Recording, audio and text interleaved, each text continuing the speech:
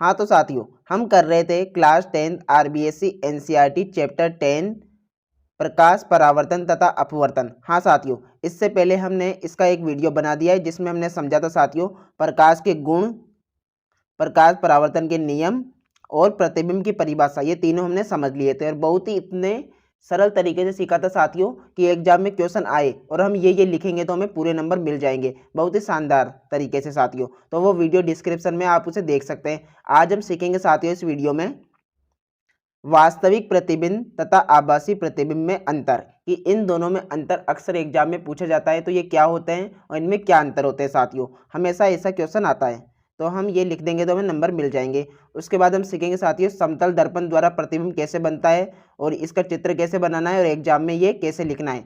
फिर पढ़ेंगे पार्श्व परिवर्तन, ये आज हम ये सभी इस वीडियो में पढ़ेंगे साथियों और बहुत ही सरल तरीके से सीखेंगे ताकि एग्जाम में हमें पूरे नंबर मिल सके और हम कभी ना भूलें। इसलिए वीडियो को लास्ट तक देखें साथियों, आज का वीडियो आपके लिए काफ़ी ज़्यादा इंपॉर्टेंट होने वाला है।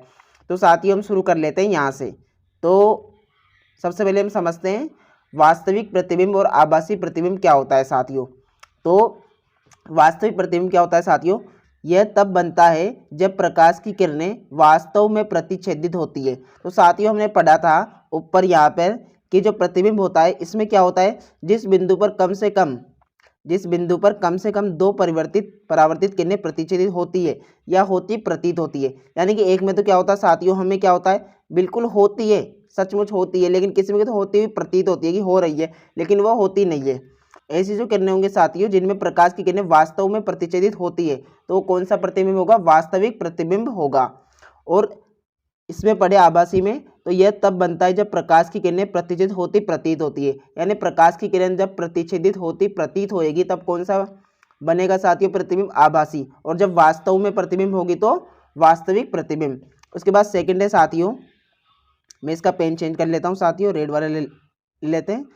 अब ये इसे पर्दे पर प्राप्त कर सकते हैं, मतलब इसे क्या कर सकते हैं साथियों, पर्दे पर प्राप्त कर सकते हैं और इसे पर्दे पर प्राप्त नहीं कर सकते हैं। इस तरीके से आपको एग्जाम में लिखना है। उसके बाद थर्ड है वास्तविक प्रतिबिंब उल्टा बनता है। जो वास्तविक है साथियों ये क्या बनता है, उल्टा बनता है। ध्यान रखिए साथियों, कैसा बनता है, उल्टा बनता है। और आभासी जो होता है वो सीधा बनता है। कैसा बनता है साथियों, सीधा बनता है। एक बार फिर बता दूं साथियों, वास्तविक प्रतिबिंब वो होता है जिसमें प्रकाश की किरण वास्तव में प्रतिच्छेदित होती है और इसमें आभासी में प्रतीत होती है। और वास्तविक को पर्दे पर प्राप्त किया जा सकता है, इसे पर्दे पर प्राप्त नहीं किया जा सकता। ये उल्टा बनता है और ये सीधा बनता है। ये 3 पॉइंट आप याद रखिएगा साथियों। उसके बाद पढ़ते हैं समतल दर्पण द्वारा प्रतिबिंब। तो समतल दर्पण क्या होता है साथियों, आपको पता होगा समतल दर्पण वो होता है जो हम अक्सर अपने घर में यूज में लेते हैं साथियों, बिल्कुल समतल, बिल्कुल सीधा दर्पण साथियों। तो इसमें पहले मैं आपको चित्र बताता हूँ कि चित्र किस प्रकार से बनाएं साथियों। मान लीजिए हमारे पास ये कोई ए और बी कोई रेखा है, मतलब ये ए और बी की कोई रेखा है। यहाँ से अगर हम ए को भेजेंगे साथियों, ए रेखा इस प्रकार जाएगी तो वो दर्पण से टकराकर वापस इसी दिशा में लौट आएगी साथियों, जो कि हो भी रहा है। और अगर हम यहाँ से ए से अगर ये वाला बिंदु भेजे साथियों, इधर से मतलब ये वाली रेखा भेजे ऐसे, तो वो भी क्या होगी साथियों, वो भी वापस पुनः इस में लौट आएगी। अब फिर जो साथियों ये हमारी रेखा थी जो लौट रही थी, अगर हम इनको पीछे बढ़ाए, यानी दर्पण के पीछे जो हम कर नहीं सकते, ये बस होता है साथियों, हमें ये याद रखना है। अगर इन रेखा को बढ़ाए तो ए हमें यहाँ मिलेगा, ठीक है साथियों। और अगर इस रेखा को भी हम बढ़ाए तो ए हमें कहाँ मिलेगा, यहाँ मिलेगा। और बी की जगह तो सेम रहेगी, ठीक है साथियों, क्योंकि यहाँ से भी रेखा गई और रेखा वापस आई और रेखा को हमने इस तरीके से बढ़ा दिया। तो ये आपका ये चित्र हो जाएगा, ठीक है साथियों।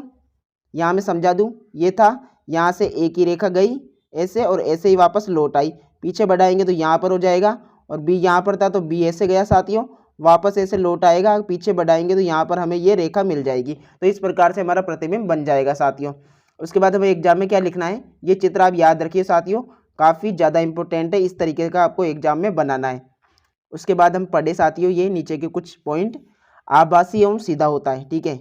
समतल दर्पण पर प्रतिबिंब कैसा होता है साथियों, आभासी और सीधा होता है। सेकेंड है प्रतिबिंब का आकार वस्तु के आकार के बराबर होता है।